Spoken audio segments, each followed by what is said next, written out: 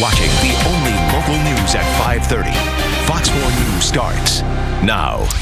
Hello and good evening. I'm Steve Eager. First on Fox 4 News at 5:30 tonight. It's taken more than a dozen years to have his name removed from a sex offenders list. Now he's hoping to win a $3 million civil rights lawsuit against the city of Dallas. He talked with Fox 4's Sean Rabb. I pled guilty to sexual assault on December 27, 1996. Then Lonnie Chalmers was 25, the victim 15. Did you know this lady? No, sir. No, sir. In 1996, Judge Mark Toll sentenced Chalmers to 10 years in prison, but then suspended the sentence, placed him on 5 years probation. Then in 2000, Judge Robert Francis granted Chalmers early release from that probation. Exact words to me was that after you've done everything I've asked you to do, I'm going to grant you what you want. And he gave me relief. March 31st, 2000, Judge Robert Francis set aside Lonnie Chalmers' conviction. I was given judicial clemency, and judicial clemency means I don't have a reportable conviction. And if I don't have a reportable conviction, they have no basis to force me to register.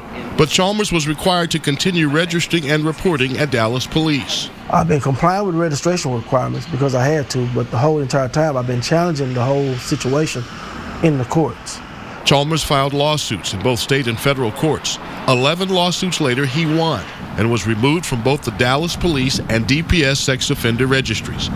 Now he's filed a $3 million lawsuit against the city and police, saying his rights were violated for the 13 years he was forced to register.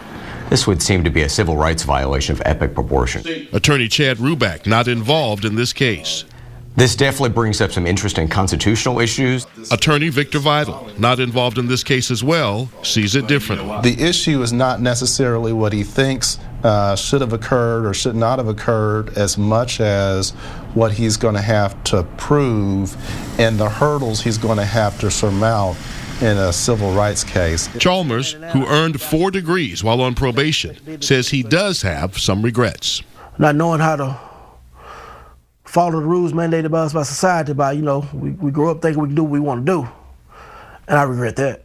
All right, Sean, this is an interesting story because a lot of people are going to have to set aside their personal feelings about a man who was 25 and attacked a 15-year-old girl. Exactly.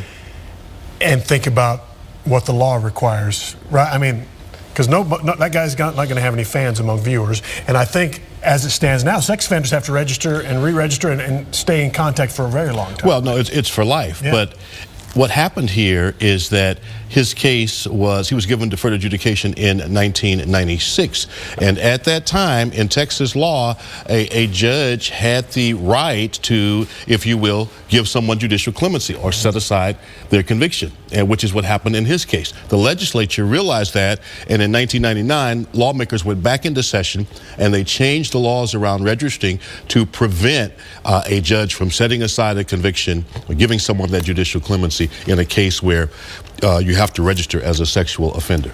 So that won't happen today. This case he'd be followed for life. Yes, but there was that loophole in the law as it was written by our lawmakers then. Okay, Sean, thanks. Okay.